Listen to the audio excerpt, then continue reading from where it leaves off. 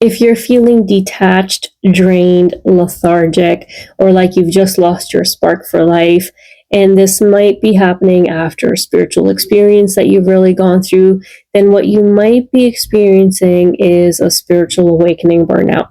Now, spiritual awakening burnout really just happens, or what it is when your nervous system is really trying to integrate a whole lot of change that you've just experienced, but it can't keep up. And really what's happening is the change is coming in faster than your body can really stabilize to this new energetic frequency, to these upgrades and changes that you're experiencing. Kind of like if you had a cell phone that was operating on an older battery and you tried to upload it with new software. The battery is so old that your phone would just need some time to possibly, adapt to the changes that are coming in. The older the phone, the older the battery, coming in with this new software is just going to slow it down and need some time to recalibrate and to adjust. And so similarly, you might be going through this phase in your spiritual awakening, journey, and it can be rather discouraging. So in this video, I kind of wanted to do a little deep dive on how you could, really overcome this phase if this is something that you are experiencing.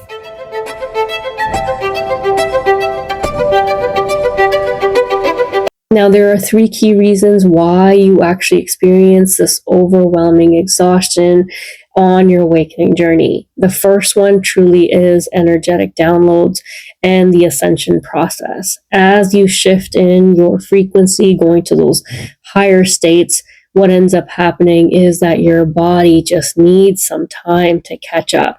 Your ascension is happening faster than it can really handle it, and all it's asking for is for you to slow down. The second reason is that your body is actually trying to whisper to you that it needs more time to catch up, but possibly you are neglecting it, not giving it the grounding that it needs. And really, when we truly ground, it helps us to anchor in that frequency, that energetic charge really helps to be grounded into the ground, into the earth.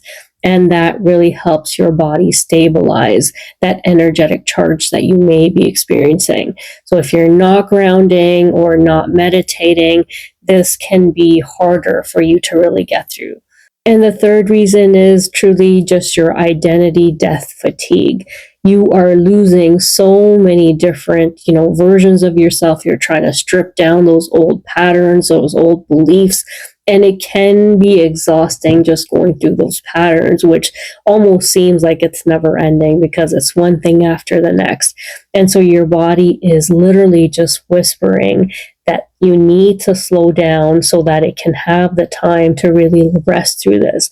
If you are not resting through this phase, you are going to end up prolonging the time that your body really needs to adjust to the ascension that you're truly going through.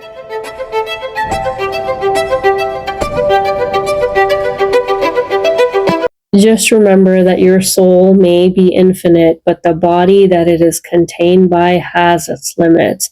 Now, there's few key ways that you can really help yourself when this actually happens to you on your awakening journey.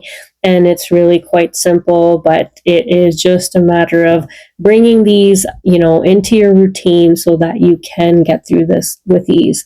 Now, the first one, I've kind of already mentioned it, is really grounding. And you can do this a couple of different ways. Obviously, having a practice of meditation is truly helpful, conscious breathing, or even going out into nature so that you are able to ground by putting your feet onto the ground. Now, sometimes that's difficult, especially during the winter time, but hugging a tree can actually produce the same sort of benefits. So that is definitely great. The second one is eating nourishing foods. Fruits and vegetables, having a lot of water to stay hydrated really does help you on your awakening journey.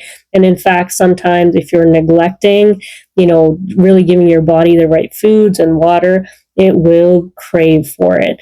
And you will experience a lot of, dehydration. So keep an eye on that and really listen to your body. The third one is really simplifying your practice. Prior to an awakening, we're so used to doing a lot in a day, running, here and there to get everything done. But when you're actually going through the exhaustion on your awakening journey, you just need to slow down. So less really is more. Take a look at what you really have to accomplish and put off all the others, things that you think need to be prioritized, but really you could do without. You need to really look at, how much you can actually accomplish. So you're giving your body the time that it needs to really rest and heal during this time. And last but not least is just inviting joy into your life, making sure that you are creating a good and healthy balance between your personal life and your spiritual life.